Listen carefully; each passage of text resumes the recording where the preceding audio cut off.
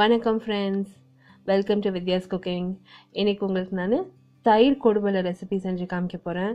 இது வந்து Bangalore region and Mysore ரீஜனில் ரொம்பவே ஃபேமஸ் ஸ்ட்ரீட் ஃபுட் ஸ்நாக்குன்னு சொல்லலாம். ரொம்பவே ஒரு அருமையான டீ டைம் ஸ்நாக்குன்னு சொல்லலாம். Gluten free recipe. வெறும் அரிசி மாவு தயிர் தாங்க இதுக்கு தேவை. கொஞ்சம் மசாலா நம்ம சேர்த்துக்கலாம். நார்மலாக வந்து சில இடத்துல தேங்காய் சேர்த்துக்குவாங்க, தேங்காய் பூ இல்லைன்னா எள்ளு சேர்த்துக்குவாங்க. அப்படி இல்லைன்னா நம்ம கொஞ்சமாக பச்சை பயிறு கூட ஊற வச்சு இதில் சேர்த்துக்கலாம். சட்னியோடு இது சர்வ் பண்ணும். அருமையான ரெசிபி. இதுக்கு தேவையான பொருட்கள் அந்த செய்முறை பார்த்துக்கலாம். இந்த ரெசிபியில் யூஸ் பண்ணியிருக்க பொருட்களோட மெஷர்மெண்ட்ஸ் எல்லாம் வந்து நான் description box below this video post பண்ணுறேன். அப்படி இல்லைன்னா I card above this video நீங்கள் கிளிக் பண்ணிங்கன்னா என்னோட பிளாகுக்கு டைரெக்டாகவும் பிளாகில் டீட்டெயில் ரெசிபி இருக்குது.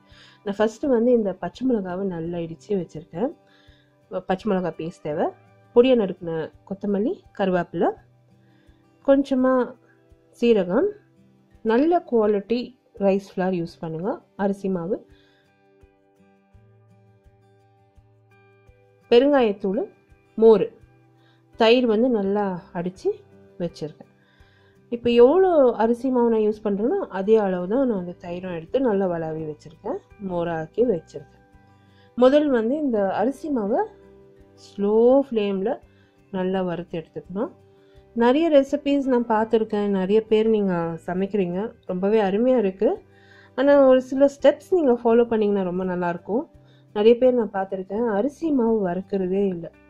அரிசி மாவு வறுத்திங்கன்னா ஒரு நல்ல மனம் கொடுக்கும் ரெசிபியில். நல்லா அது நிதானமாக வறுக்கணும். ஸ்லோ ஃப்ளேமில் வச்சு நல்லா கை விடாமல் வறுத்துட்டே இருக்கணும். ஒரு நல்ல அரோமா வரும், ஒரு நல்ல கம்மன் வாசனை வரும். அப்போ அந்த அரிசி மாவை அடுப்புலேருந்து இறக்கி வச்சிடணும். இந்த அரிசி மாவு எதுக்கு நம்ம வறுக்கிறோன்னா ஒரு டேஸ்ட் கொடுக்கும். ரெசிபியில் ரொம்ப அருமையான டேஸ்ட் வரும். அதே கடாய் தான் யூஸ் பண்ணுறாங்க. அரிசி மாவு நல்லா இறக்கி ஒரு தட்டில் வச்சுட்டேன். அதே கடாயில் நான் வளாவி வச்சுருக்க மோர், அந்த சீரகம், இடித்து வச்சுருக்க பச்சை மிளகா பேஸ்ட்டு, பொடியை நறுக்கின கொத்தமல்லி, பொடியை நறுக்கின கருவேப்பிலை, பெருங்காயத்தூள், உப்பு சேர்த்துருக்கேன். இந்த மோர் வந்து நல்லா கொதித்து வரணும். ஸோ ஸ்லோ ஃப்ளேமில் வச்சு நல்லா அது கைவிடாமல் ஒரு பெலூன் விஸ்க் வச்சு நீங்கள் நல்லா பீட் பண்ணி விட்டிங்கன்னா அது நல்லா கொதிச்சு வரும். அந்நேரத்துக்கு நம்ம வந்து கொஞ்சம் கொஞ்சமாக இந்த அரிசி மாவை சேர்த்துக்கலாம். இந்த ஸ்டெப்ஸை நீங்கள் ஃபாலோ பண்ணிங்கன்னா அருமையான கொடுபலை வரும். இந்த கொடுபலை வந்து நாங்கள் சுட சுட தான் பரிமாறுவோம், சட்னியோட பரிமாறுவோம். ஸோ அது அருமையாக அந்த சட்னியோட சாப்பிட்றப்போ மேலே முறுமுறுன்னு இருக்கும், சென்டரில் வந்து சாஃப்டாக இருக்கும், சாப்பிட்றப்போ கார சாரமாக நல்லா இருக்கும், ஒரு காஃபியோட அருமையாக இருக்கும். இப்போ கொஞ்சம் கொஞ்சமாக அரிசி மாவு சேர்த்து நல்லா கலரிட்டே இருக்கேன். அந்த அரிசி மாவு வந்து நல்லா ஒரு பால் கன்சிஸ்டன்சி வரணும். இப்போ இந்த மோர் மொத்தமே அந்த அரிசியை நல்லா இழுத்துக்கும். ஸோ கொஞ்சம் கொஞ்சமாக சேர்த்து நல்லா கிண்டிகிட்டே வாங்க. ஒரு சப்பாத்தி மாவு கன்சிஸ்டன்சிக்கு வந்ததும் அடுப்புலேருந்து நம்ம இறக்கி வச்சிட வேண்டியதுதான். கை பொறுக்கிற அளவு சூடுக்கு நம்ம இதை ஆற விடணும். ஸோ இப்போ நல்ல ஒரு கன்சிஸ்டன்சிக்கு வந்துடுச்சுங்க. இப்போ நான் வந்து இதை அடுப்பு அணைச்சி இது வந்து அடுப்புலேருந்து இறக்கி கொஞ்சம் நேரம் ஆற விட போகிறேன். இப்போ இது நல்லா சூடாகவே இருக்கணும்.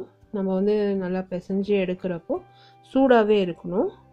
நல்லா சூடாக இருக்கும்போதே கையை வந்து நனைச்சிட்டு நம்ம வந்து தண்ணியிலன்னா நினைக்கலாம், இல்லைன்னா கொஞ்சம் எண்ணெய்னா பூசிக்கலாம். கையில் நல்லா பிசையணும். பிசைஞ்சு இது ஸ்மூத் டோவாக பண்ணிக்கணும். நல்லா சப்பாத்தி மாவு மாதிரி கன்சிஸ்டன்சி கொண்டு வந்துடணும். கையில் ஒட்டலை பாருங்கள், சுத்தமாக எனக்கு கையில் ஒட்டலை இந்த மாவு. ஸோ இந்த மாதிரி நீங்கள் செஞ்சு முன்கூட்டியே செஞ்சு டப்பாவில் போட்டு ஃப்ரிட்ஜில் எடுத்து வச்சுக்கலாம். மறுநாள் கூட நீங்கள் தயார் பண்ணிக்கலாம். இப்போ இதை நல்லா பிசைஞ்சதும் ஒரு லைம் சைஸ் பால் வந்து உருட்டிக்க போகிறேன்.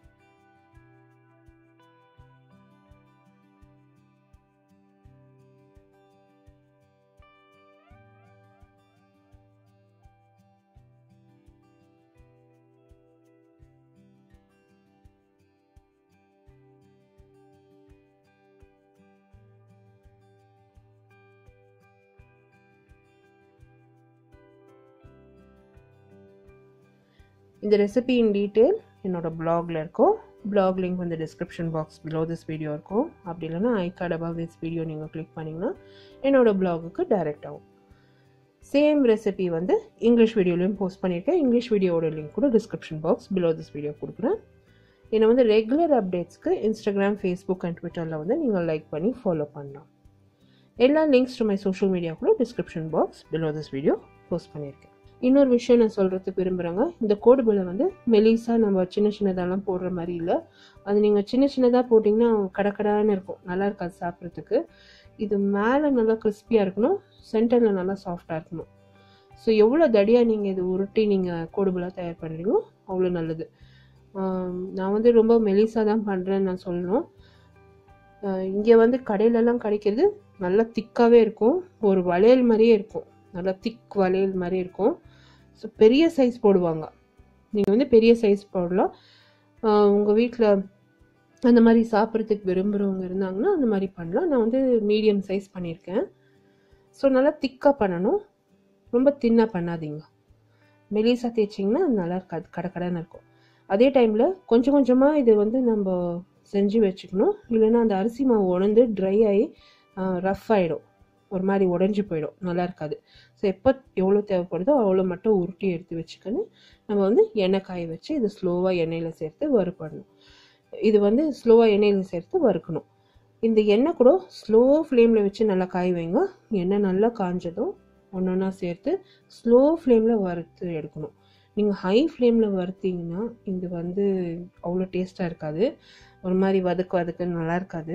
ஸ்லோ ஃப்ளேமில் வச்சு நீங்கள் வறுத்து எடுத்தீங்கன்னா மேலே வந்து நல்லா கிறிஸ்பியாக வரும், சென்டரில் நல்லா சாஃப்டாக இருக்கும், ரொம்பவே அருமையாக வரும். அந்த ரைஸ் ஃப்ளவர் நம்ம வறுத்துருக்க தொட்டு, அரிசி மாவு நல்லா வறுத்துருக்க தொட்டு ஒரு நல்ல அருமையான ஒரு மணமாக நல்லாயிருக்கும், ரொம்பவே டேஸ்டியாக இருக்கும். கோகனட் சட்னியோட சாப்பிட்றப்போ ரொம்ப டேஸ்டியாக இருக்கும். ஸ்லோ ஃப்ளேமில் வச்சு நான் வறுத்துருக்கேங்க.